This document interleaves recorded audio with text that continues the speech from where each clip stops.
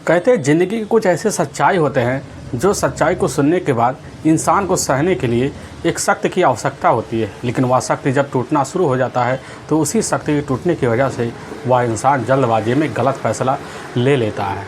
लेकिन उसी के गलत फैसले की वजह से उसका हंसता खेलता जो परिवार होता है एकदम तबाह हो जाता है। आज की घटना में सेम कुछ ऐसा ही हो जाता है कि जिस वजह से ही एक महिला की निर्मम तरीके से हत्या कर दी जाती है। लेकिन जब लोगों के सामने सच्चाई निकल के आती है तो इसे सुनने के बाद लोगों को अपने कानों पर कतई विश्वास भी नहीं होता, बल्कि जो भी सुनता है वह एकदम हैरान और परेशान भी हो जाता है। आज की घटना में क्या था, आज की घटना में क्या हुआ, आज की घटना की आप पूरी तह तक सच्चाई जानने के लिए इस वीडियो को आप लास्ट तक जरूर देखिएगा। नमस्कार दोस्तों, मैं प्रदीप कुमार आपको इस स्टोरी बाय चैनल पे मैं स्वागत करता हूं। दोस्तों आज की यह जो सच्ची घटना है, यह घटना सुनाने से पहले मैं आपसे एक छोटा सा रिक्वेस्ट करना चाहता हूं, क्योंकि आप अगर इस चैनल पर नए आए हुए हैं और पहली बार आए हुए हैं तो एक बार जाकर अपने इन्हीं प्यारे हाथों से आप इस चैनल को सब्सक्राइब का बटन ज़रूर दबाकर स्वागत कीजिए, ताकि आपकी वजह से आज यह जो वीडियो है काफ़ी लोगों तक भी पहुंच जा सके, और इसके लिए हम आपके तहे दिल से भी शुक्रगुजार रहेंगे। दोस्तों आज की यह जो सच्ची घटना है, यह घटना है उत्तर प्रदेश, और उत्तर प्रदेश का ज़िला पड़ता है मैनपुरी, और मैनपुरी का एक कस्बा लगता है किसनी, और ठीक उसी के करीब एक डड़वा छोटा सा इलाका पड़ता है। मैं बात कर रहा हूँ अब 11 जुलाई 2013 का ही। तो सुबह का टाइम होता है, तो जो डड़वा इलाका है उसी इलाके के कुछ व्यक्ति होते हैं सुबह के टाइम बाहर निकलते हैं। तो जैसे हम निकलते हैं तो उन्हीं के साइड एक सड़क होता है, तो सड़क के बगल एक गड्ढा नुमा होता है।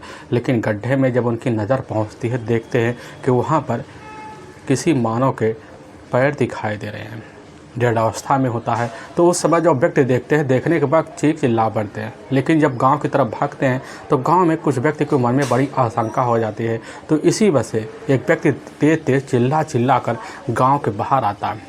वह व्यक्ति जैसे ही देखता है, देखने के बाद एकदम दंग सा रह जाता है। लेकिन उसी में से एक व्यक्ति होता है जो अपने नज़दीक जो पुलिस थाना होता है, अब किसनी में फ़ोन कर देता है। लेकिन जब किसनी में फ़ोन करता है तो वहाँ के जो थाना प्रभारी होते हैं, अब भूपेंद्र शर्मा, जैसी खबर पाते हैं तो अपने दल बल टीम को लेते हैं। अब लेने के बाद डड़वा गांव की तरफ बढ़ते हैं, तो बढ़ते देखते हैं कि सही में गांव की तरफ तो भीड़ लग चुका होता है। लेकिन भीड़ अब जैसे वहां थाना प्रभारी की जिप्सी को देखती है तो अपने आप हट सी जाती है। थाना प्रभारी जाते हैं अपने टीम सहित, उसी गड्ढे के पास खड़े हो जाते हैं। उनको भी एक मानव रहित जो होता है डेड बॉडी दिखाई देता है। और मानव रहित जो डेड बॉडी को जब बाहर निकालते देखते हैं, वह डेड बॉडी एक महिला का है। लेकिन उसी में से जो व्यक्ति होता है, वह व्यक्ति वहीं दहाड़े मारकर चीख चिल्लाते हुए कहने लग जाता है कि साहब, या तो हमारी अपनी पत्नी है प्रियंका। उस व्यक्ति का जब नाम पुलिस पूछताछ करती है, पता चलता है उस व्यक्ति का नाम है शिवराज जो होता है उसी गांव के रहने वाला होता है। पुलिस के सामने दहाड़े मार कर चीख चिल्लाकर रोना चीखना शुरू कर देता है। पुलिस की टीम जो होती है इधर शिवराज को काफ़ी समझाती बुझाती है, समझा बुझाकर शांत करवाती है। लेकिन पुलिस जब उस महिला की डेड बॉडी यानी कि प्रियंका की डेड बॉडी को चेक करते देखती है, जो पूरा मुंह और चेहरा यानी कि गले पर जितने भी स्थान होते सभी पूरी तरह से खून से लथपथ होते। पुलिस समझ जाती कि जिसने भी इस घटना को अंजाम दिया होगा वह एकदम प्रियंका से खर खाए बैठा ही होगा। अपने गुस्से को बेतौर इस महिला पर निकाला। पुलिस जो होती है वहाँ पर जितने भी खड़े व्यक्ति होते हैं उनसे कुछ पूछताछ करती है। पूछताछ करने के बाद पुलिस की जो टीम होती है अब वहीं शिवराज से भी पूछताछ करती है। जब शिवराज से पूछताछ किया जाता है तो शिवराज पुलिस के सामने बेधड़क कहना शुरू कर देते हैं कि साहब, हमारी जो पत्नी है असल में प्रियंका की अपनी जो देवरानी होती है राजकुमारी, यानी कि देशराज की ही पत्नी है, हमारा अपना छोटा भाई, उन्हीं की जो पत्नी होती है राजकुमारी का हमारी पत्नी प्रियंका से काफ़ी दिनों से झगड़े तकरार चल रहे हैं, और हमें शंका है कि उसी ने अपना हथियार प्रियंका पर अपनाया होगा। अब पुलिस की जो टीम होती है जैसे यह बात शिवराज की सुनने के बाद वहीं बगल में ही देशराज भी खड़ा होता है। देशराज पुलिस का आंख लगना शुरू कर देता है। लेकिन उसी बीच पुलिस का इशारा पाकर देशराज तो अपने घर जब पहुँचता है, पता लगता है उसके घर तो ताला लटका हुआ है। वह तुरंत ही समझ जाता है कि बस करो, हमारी ही पत्नी इस मामले में शामिल है। लेकिन उसकी जो नज़र होती है जैसी साइड में पड़ती है, जो छान नुमा होता है, उसके नीचे देखता है काफ़ी सारी ज़मीन पर ब्लड बिखरे हुए। वह देखकर मामला पूरी तरह से समझने के बाद दौड़कर उसी समय गांव के बाहर उसी गड्ढे के पास पहुंच जाता है और वहीं पर थाना प्रभारी भूपेंद्र जो शर्मा होते हैं उन्हीं के सामने अब इधर जो होता है बेधड़क देशराज कहना शुरू कर देता है। और जब कहना शुरू कर देता है पुलिस उसकी बात सुनने के बाद कहने लग जाती है कि तुम्हारे अंदर जो सच्चाई दबा कर बैठी है वह सच्चाई लग रहा बाहर पूरी तरह से आ ही गया कि तुम्हारी पत्नी राजकुमारी ने ही सही में अपनी जो जेठानी होती है प्रियंका का ही बड़ी बेरहमी तरीके से हत्या की है।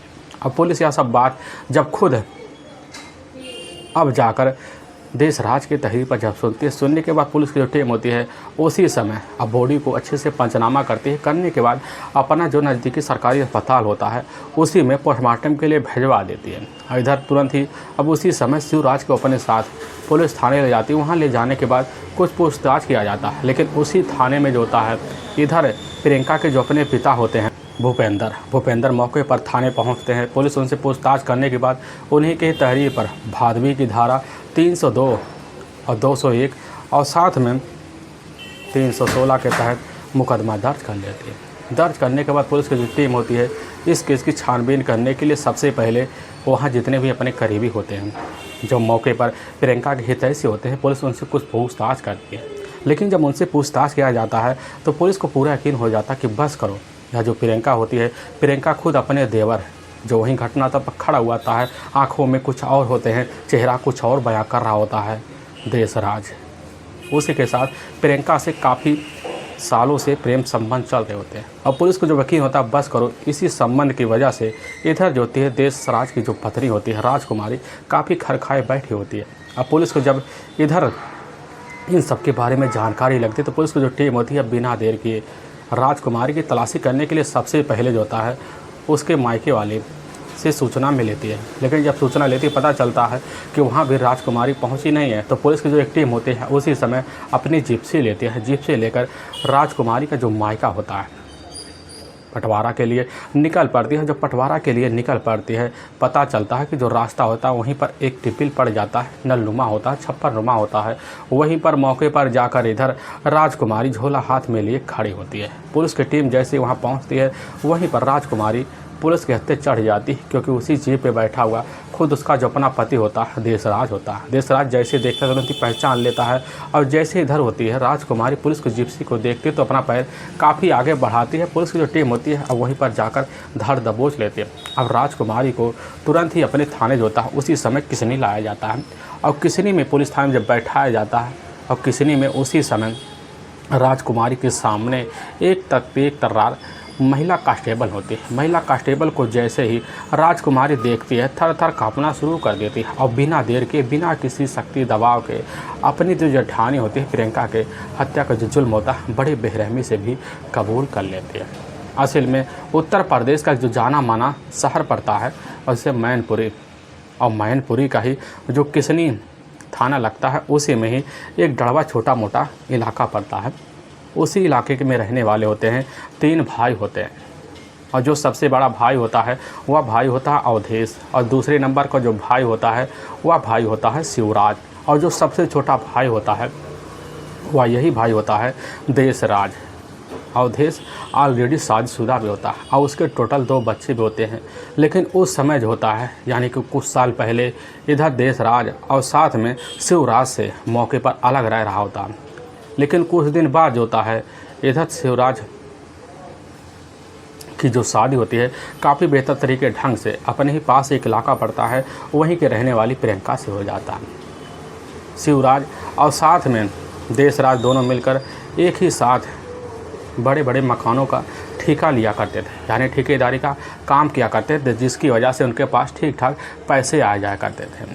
और शिवराज अपनी जो पत्नी होती प्रियंका के साथ अपने घर में बड़े अच्छे तरीके से निवास किया करते थे। और लेकिन उसी घर में शिवराज का जो अपना छोटा भाई होता है देशराज भी रहा करता था। लेकिन हाँ, शिवराज और साथ में देशराज के बीच काफ़ी अच्छे से पड़ता था। पटने की वजह से काफ़ी प्यार और मान सम्मान बना रहता था।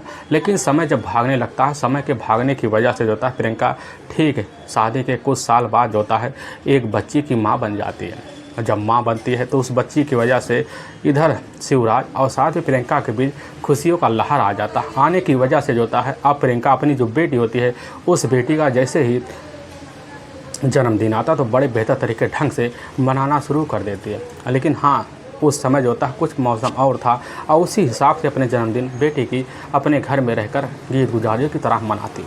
वक्त तो बड़े अच्छे से भागने लगता था, लेकिन जब भागने लग जाता तो प्रियंका की जो उम्र होती है उस समय मात्र 25 साल के आसपास पहुंच जाती है। लेकिन देखने में खूबसूरती इस तरह बढ़ जाती है कि बढ़ने की वजह से प्रियंका जो होती है अपने घर में अपने हिसाब से तो रहने लग जाती है।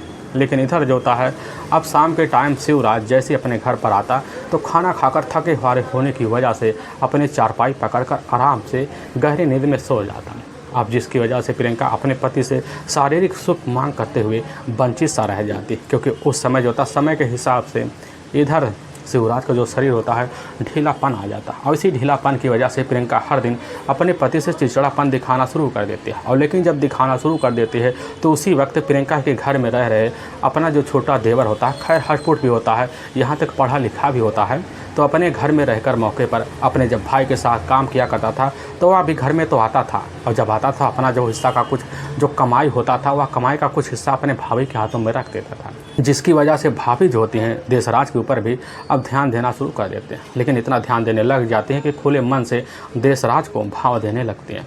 अब देशराज अपनी भाभी की खूबसूरती को जब देखता है तो वह भी मन में दीवाना सा हो जाता है, क्योंकि देवर भाभी का जो रिश्ता होता है बड़ा प्यारा रिश्ता होता है और इस रिश्ते में हंसी मजाक चलता है। लेकिन इसी हंसी मजाक के चलतन जो होता है देशमुख कभी हद पार कर जाता है। लेकिन इधर जो होती प्रियंका कुछ और वजह से उस हंसी को स्वीकार कर लेती और इसे स्वीकार करते करते देशराज और साथ में प्रियंका इतने करीब आ जाते हैं। करीब आने की वजह से दोनों के बीच दोस्ती बन जाती है और दोस्ती का जो सिलसिला होता है और इस तरह बढ़ जाता है कि जो देशराज होता है देशराज अपने भाभी को अपने प्यार में फंसाने के लिए जो होता है जब मार्केट जाता, मार्केट में जाकर काफ़ी महंगे में गिफ्ट ले आता और इस गिफ्ट को जो होता है अपने भाभी को हाथे में जब रखता है तो उसकी भाभी एक बार तो सहम सी जाती, कहने लग जाती है कि इतना महंगा खर्चा करने की क्या ज़रूरत है। तो उस समय देशराज होता कहने लग जाता है कि इससे महंगा तो खर्चा हम तुम्हारे लिए कभी भी कर सकते हैं, यहाँ तक कि तुम अगर कुछ भी मांगो तो उसके देने के लिए तैयार हैं, लेकिन भाभी आज तक हमारे लिए तुमने कुछ नहीं किया। लेकिन यह बात जैसे प्रियंका सुनने के बाद उसके पैरों नीचे से ज़मीन खिसक जाता है। प्रियंका कह बैठती है, देवर जी ने हमने तुम्हारे लिए क्या कमी किया, एक बार बताइए, हमने तुम्हारे लिए खाना तक बनाया और तुम्हारे कपड़े तक धोए। लेकिन उस समय जो होता है देशराज ऐसा चाल चल जाता, कहने लग जाता भाभी जी आपने वह नहीं किया जो भैया के साथ आपने किया। यह बात सुनने के बाद वही प्रियंका समरा जाती है और समराते हुए एकदम शर्म की हया पार करते हुए कहने लग जाती है कि तुम्हारे भैया जब ड्यूटी पर जाएंगे तुम रुक जाना कर। और जैसे रात का टाइम होता है, रात के टाइम में ना प्रियंका को नींद आता है ना उधर जो होता है देशराज को नींद आता है। प्रियंका उस समय अपने पति को कल्पनाओं में बांचकर अपने देवर को शामिल कर लेती है, अपने मन में बसा लेती है। उस समय सोच बैठती है कि देशराज अब उस स्थिति पहुंच चुका है जिस स्थिति पर उसका शादी करना अनिवार्य होगा। और प्रियंका यह सब बात सोच कर सुबह इंतजार करते हैं। लेकिन सुबह के टाइम जो होता है देशराज जब उठता है तो काफ़ी डर सा जाता है। वह समझ जाता है कहीं इस बात का जो राज होता है अगर भैया के सामने भाभी खोल देंगी तो हमारे कल तो लेने देने पड़ जाएंगे। और जैसे उठता तो अपना चेहरा गिरा के उठता, उठने के बाद अपने बड़े भाई शिवराज के साथ मौके पर खाना खाता, खाने खाने के बाद उन्हीं के साथ जो होता है ड्यूटी पर जाने के लिए तैयारी करता। लेकिन जब तैयारी करता तो उसी बीच ये प्रियंका देख लेती है। देखने के बाद हाथ जाकर देशराज का पकड़ लेती, कहने लग जाती कि हमारा तबीयत काफ़ी ज़्यादा ख़राब है और हम तुम्हें आज डॉक्टर के पास अपने साथ ले जाना चाहते हैं। लेकिन वहीं पर देशराज कह देता है कि भाभी जी आज हमें काफ़ी अर्जेंट है, भैया के साथ जाना पड़ेगा क्योंकि लंबा ठीका है और इसीलिए जाना अनिवार्य है। लेकिन यह बात जैसे प्रियंका सुनने के बाद उस समय कह देती हैं क्या तुम्हारे अंदर वह जो रात वाली बात हुआ ख़त्म हो गया। यह बात सुनने के बाद देशराज तुरंत ही फैसला लेता और वहीं पर बैठ जाता है। इधर जो होता है शिवराज तो चला जाता है लेकिन देशराज वहीं बैठा रह जाता है और देशराज को देखकर प्रियंका खुश हो जाती है। और कुछ समय और बीता खेलने के बाद जैसे दोपहर का टाइम होता है तो घर पूरा सुनसान होता है। सुनसान होने की वजह से घर में किसी का आना जाना नहीं होता। और इसी मौके का फ़ायदा उठाकर प्रियंका जो होती है तुरंत ही उसी समय अब देशराज के पास जाती है, कुछ मीठी मीठी बातें कहते हैं और मीठी मीठी बातों में इस तरह देशराज को उलझा सी लेती है कि उलझ सी जाती है। उलझने की वजह से उसी समय प्रियंका देशराज को अपने कमरे में ले जाती है। ले जाने के बाद बेडरूम में ही उसके साथ मिलकर संबंध बना लेती है। लेकिन संबंध की जो तृप्ति होती है अब इस तरह प्रियंका पा जाती है, पाने की वजह से देशराज को उसी समय अपना दूसरे पति का दर्जा दे बैठती है। देने की वजह से हर दिन जो होता है अपने ही घर में इधर प्रियंका देशराज का संबंध बनना शुरू हो जाता है और ना इस चीज़ की भनक जो होता है कभी इधर शिवराज को लग पाता है। और इसी भनक के पीछे जो होता है आए दिन रिश्ते रख लेते हैं और रिश्ते का जो सिलसिला होता है जब बेधड़क बढ़ने लग जाता है तो इसकी जो भनक होती जाकर वैसे आस पड़ोस के लोगों को नज़रों में पड़ जाती है, क्योंकि उनकी नज़रों में कुछ और दिखाई दे रहा होता है। और इसी नज़रों के तहत जो होता है इस मामले की गूंज पूरे मोहल्ले में हो जाती है। लेकिन मोहल्ले के एक ही तैसी होता है, वह व्यक्ति जाकर सीधा शिवराज के कान में भर देता। लेकिन जब भरता है शिवराज के कानों में तो एक बार सुनता है तो एक बार काफ़ी सोच में पड़ जाता है। लेकिन उसको जो होता है अपने पड़ोसी की बातों पर विश्वास नहीं होता। लेकिन इसी विश्वास को मौके पर एहसास में बदलने के लिए अपने पत्नी जो होता है उसी समय प्रियंका से पूछताछ करता है। लेकिन जब प्रियंका से पूछताछ करता है तो उसकी जो जुबान होती है कुछ और कह रही होती है कि हमें अपने देवर से काफ़ी ज़्यादा लगाव इसलिए है क्योंकि वह घर में सिर्फ इकलौता ही तुम्हारा भाई मौके पर है और जैसे तुम्हारा छोटा भाई है वैसे तो हमारा छोटा भाई है और हमारे हंसी मजाक तो इतना चलता है। लेकिन जो था शिवराज अपनी पत्नी की बात सुनने के बाद अपनी पत्नी की बातों पर तो विश्वास नहीं करता। लेकिन उसी समय ठान लेता है क्यों ना जाकर अब कैसे ना तैसे देशराज की शादी करवाया जाए। और जब देशराज की शादी कराने के सिलसिला में बात करता है तो बात करने का जो सिलसिला होता है वह जाकर खुद देशराज के सामने रख देता है। कहने लग जाता है कि कल से तुम जो होता है हमारे साथ ड्यूटी हर वक्त करोगे और जो पैसे भी आएंगे उसको जमा करो, तुम्हारी शादी जल्द से जल्द कराया जाए। यह बात सुनकर देशराज भी समय पड़ जाता, वह समझ जाता बस करो भैया के हमारे ऊपर निगाह पड़ चुका। और प्रियंका भी खबर लग जाता और उसी दिन से एकदम दोनों सतर्क हो जाते हैं। सतर्क होने की वजह से चोरी छुपे मिलना शुरू कर देते हैं और मिलने की वजह से इस चीज़ की खबर शिवराज को तो नहीं लग पाता और दूसरी के पीछे आज दिन रिश्ते रखने लग जाते हैं। लेकिन शिवराज जो होता है अपने छोटे भाई के लिए अब लड़की देखने के लिए निकल पड़ता है, काफ़ी लोगों से व्यवहार बना लेता है। लेकिन उन्हीं व्यवहारों के थ्रू पता चल जाता है कि ठीक इसी मैनपुरी का ही जो राजपटवा गाँव पड़ता है उसी गाँव के रहने वाले होते हैं राजावत की एक अपनी छोटी बेटी होती है जो पढ़ी लिखी होती है, हाई स्कूल पास होती है। राजकुमारी जो काफ़ी खूबसूरत होती है, यहाँ तक कि तेज तर्रार भी होती है। अपने कामों को बेहतर तरीके ढंग से भी समझती थी, कहाँ पर हमें काम करना है, अपनी जिम्मेदारियों को बड़े बेहतर तरीके ढंग से भी निभा भी लेती थी। लेकिन उस समय जब शिवराज पता पाता है, पता पाने के बाद अपने छोटे भाई के रिश्ते के लिए अब उसी समय रामावत के पास जाता है और उन्हीं की बेटी का जो होता है राजकुमारी का हाथ मांग लेता है और जो होता है देशराज के साथ राजकुमारी की शादी तो कर दी जाती है। लेकिन शादी कर जब देशराज राजकुमारी के अपने घर लाता है तो जैसे सुहाग रात का सेज सजा हुआ होता है तो उसी सुहाग रात की सेज पर राजकुमारी बैठी होती है। लेकिन रात का लगभग 1 बजे का टाइम हो जाता है तो उसी वक्त देखती है कि उस समय तो हमारा जो अपना पति है मौके पर देशराज अभी तक क्यों नहीं आया। रास्ता लगती है, लेकिन वह रास्ता लगते उसी समय तो नींद आ जाता है। लेकिन जैसे ही भोर का 4 बजे का आसपास टाइम होता है तो राजकुमारी का नींद जो था एक टूट जाती है, बड़ी अचंभी रह जाती है और अपने ही उसी सुहाग रात के शेष से उठने के बाद खड़ी हो जाती है। लेकिन जैसे ही बगल झांकती है तो एक जंगला नुमा होता है जो उसके भाभी का कमरा होता है। लेकिन जब कमरे में झांकती देखती है कि वहीं पर देशराज अपनी भाभी जो होती है इधर प्रियंका के साथ बैठकर कुछ हंसी ठिठोली कर रहा होता है। और लेकिन जैसे यह राज अब उधर एकाएक राजकुमारी के आंखों में दिखाई देता है, दिखाई देने के बाद उसको पूरा यकीन हो जाता बस करो हमारा जो अपना पति है देशराज और साथ में उसकी जो अपनी भाभी प्रियंका के बीच कुछ ना कुछ अफेयर चल रहा है। क्योंकि वह जो होती है राजकुमारी कोई ऐसी बच्ची तो थी नहीं कि जो इस राज को ना जान पाए। और उस समय अपने बेड पे आती है और रोती रहती है। लेकिन कुछ ही वक्त बीते तो उसी समय देशराज आता है, रोती अवस्था को देखकर उसी समय अपनी नवी नवेली पत्नी से पूछ बैठता है कि आखिर रो क्यों रही हो। तो उस समय राजकुमारी कह देती है कि आखिर तुम कहाँ इस समय थे। लेकिन उसी समय जो होता है अब देशराज तुरंत ही समझ जाता कि बस करो वह राज लग रहा हमारी पत्नी ने देख लिया। और उसी समय एक चाल चलता, उसी चाल के तहत कह देता है कि हम रात को जब तुम्हारे पास आए हुए थे तो मौके पर तुम काफ़ी गहरी नींद में सो रहे थे। हम समझ जाते हैं कि हो सकता है तुम काम के सिलसिले की वजह से काफ़ी थक सा गई हो और इसी वजह से तुम्हें नींद आ गई हो, और इसी वजह से हमने तुम्हें जगाया नहीं और जाकर अपने भाभी के कमरे में उनसे कुछ अहम फैसले लेते हैं और बात कर रहे होते हैं, क्योंकि हमारे घर की वही एक महिला थी जो इस घर की उनके ऊपर जिम्मेदारी होती थी, और हम जिम्मेदारी की वजह से कुछ उनसे जो होता है काम के सिलसिले में बातें कर रहे होते हैं। लेकिन यहाँ बात सुनकर जो होता है अपने अंदर वहीं पर राजकुमारी दबा कर बैठ जाती है।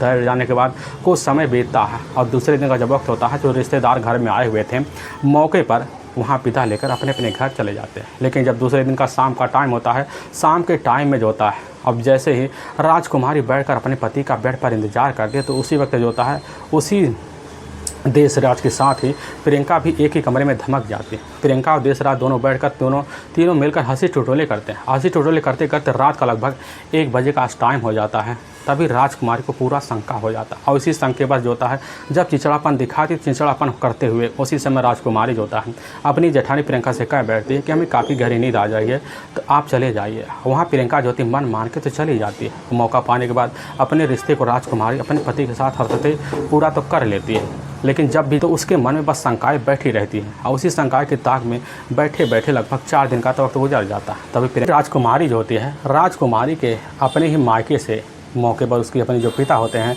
राजकुमारी को लेने के लिए आ जाते हैं। तो राजकुमारी जो होते हैं वहाँ से अपना मन गिराकर अपने पिता के साथ अपने ही मायके तो चले जाते हैं। लेकिन राजकुमारी के जो अपनी माँ होती है अपनी माँ से अपने पति के बारे में जैसे ही जिक्र करती है तो उसी समय उसकी जो अपनी माँ होती है राजकुमारी से कहने लग जाती है कि बेटी अभी तो तुम्हें 4 दिन गए हुए और ऐसे तुम्हें तो किसी पर शक नहीं जताना चाहिए, क्योंकि भाभी देवर का रिश्ता होता है जिस रिश्ते में एक साधारण सी बात होती है तुम इसको अपने दिल पे मत रखो। अपने घर को इस गृहस्थी से और इस दुनिया से उझलने से बचाओ। यह बात सुनती है राजकुमारी भी समझ जाती है, लेकिन जितनी भी रहती उतनी दिन अपने पति की याद में वहाँ खोए रहती। अब इधर मौके का फ़ायदा उठाकर प्रियंका और साथ में देशराज पूरी तरह से खुले मन से अपना रिश्ता रखना शुरू कर देते हैं। लेकिन जब वक्त गुजरने लगता है कुछ वक्त बाद जो होती है इधर राजकुमारी अपने ससुराल जब आती है आने के बाद जो था अपने पति के ऊपर काफ़ी ध्यान देने लग जाती है। उसको भी पूरी तरह से यकीन हो जाता है कि जब भी रात के टाइम होता है रात के टाइम में कभी हमारे जो पति होते हैं देशराज अपने ही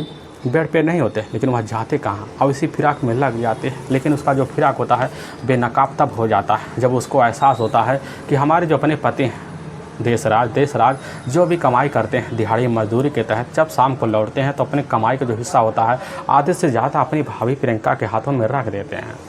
या फनक जैसे ही राजकुमारी को लगता है तो राजकुमारी रात के टाइम अपने पति जो होता है देशराज के सामने कह बैठती है कि आज के बाद तुम्हारे कमाई का जो हिस्सा है वह हमारे हाथों में आना चाहिए और दूसरे हाथों में नहीं जाना चाहिए, क्योंकि हमारा जो परिवार है वह परिवार तो बढ़ेगा और जब बढ़ेगा तो खर्चा बढ़ेगा, इसलिए हमें जमा पूंजी करना काफ़ी अनिवार्य है। लेकिन वहीं दरवाजे पर खड़ी होती है प्रियंका यह सब बात सुनती है। सुनने के बाद कुछ कह नहीं पाती, अपने कमरे में चली जाती है। लेकिन उस दिन से जो होता है इधर जब भी जैसे ही घर पहुंचता देशराज तुरंत ही राजकुमारी चाहती उसके साथ खड़ी होकर अपने कमरे पैसा जो होता अपने हाथ में रख लेते हैं।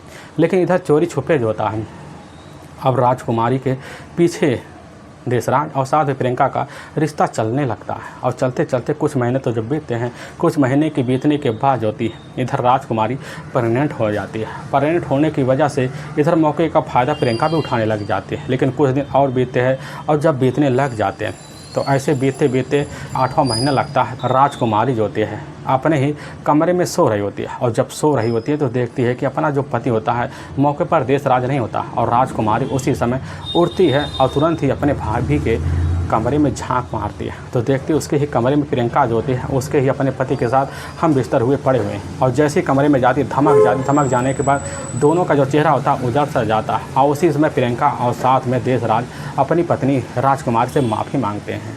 राजकुमारी भी समझ जाती है अपने रिश्ते को बदनाम करने की वजह शांत रह जाती है। लेकिन जैसे सुबह का टाइम होता है उसी वक्त अपने ही जेठ जो शिवराज होते हैं उनके सामने धड़क जाती कहने लग जाती है कि हमें हमारा फासला अलग करवाओ और हम आज से यहाँ आपके कमरे में नहीं रहेंगे, हमें कहीं और मकान दिलाओ। यह बात सुनते हैं तो शिवराज के पास तंग कहने लग जाते हैं क्या बात है बहू, हमने क्या गलती कर दी।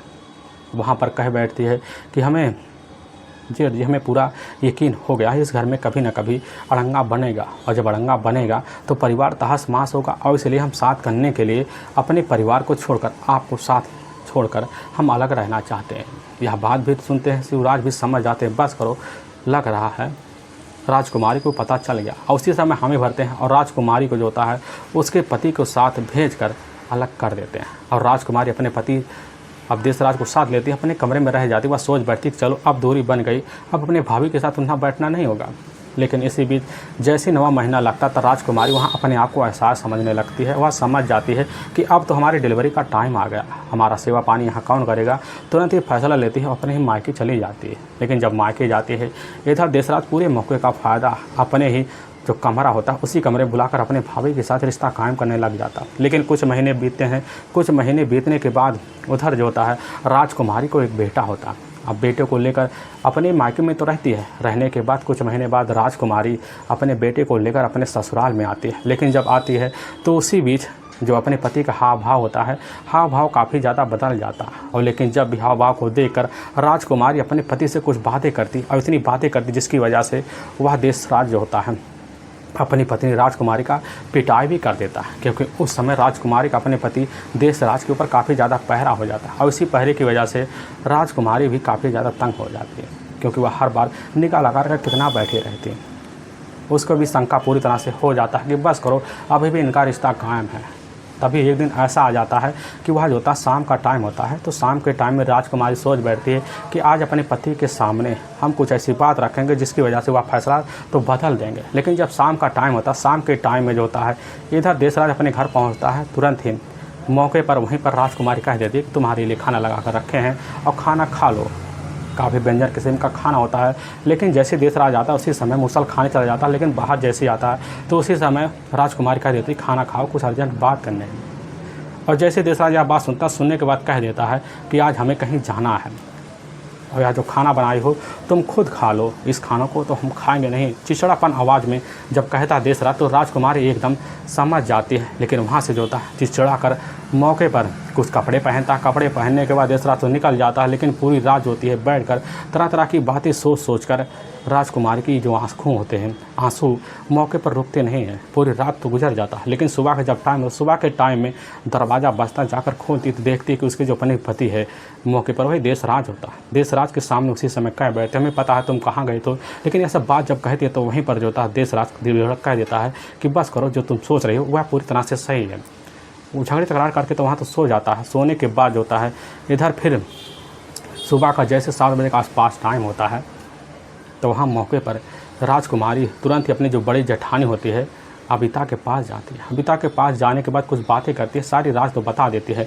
लेकिन अबिता उसी समय कह देते हैं कि तुम्हारी जो जेठानी है यानी कि हमारी जो देवरानी है मौके पर प्रियंका ठीक 7 महीने की गर्भवती है। यह बात सुनने के बाद राजकुमारी के जो पैर होता है थिरक से जाते हैं। वह समझ जाती है कि बस करो, उसके पेट में जो पल रहा जो बच्चा है वह खुद हमारे पति ही देशराज का है। और उसी समय उसके जो विचार होते हैं राजकुमारी के बदल सा जाते हैं। और उसी समय अपने मन में एक फैसला, अपने फैसले लेने के बाद उसी दिन जैसे ही शाम का टाइम होता खुद अपने देवरानी प्रियंका के घर पहुँचती है। पहुँचने के बाद उससे कुछ मीठी मीठी बातें कर लेती है। अब कहने लग जाती है कि दीदी हमें पूरी पता है कि तुम 7 महीने की प्रेग्नेंट हो और हमें काफ़ी खुशी हो रहा है। लेकिन प्रियंका उस समय मन खुश में होकर कहने लग जाती है कि देखो हम तुम्हारी बड़ी बहन तो लगते हैं, हम तुम्हें छोटी बहन भी मानते हैं, हम तुम्हें पहले से कह रहे हैं कि शंका नहीं करना चाहिए, लेकिन तुम तो बात मानती नहीं है। तो उसी समय राजकुमारी कह देती थी हमारे अंदर जो होता है कुछ अविश्वास पलट गए होते हैं और इसी वजह से हम तुम पे शंका करने लगते हैं।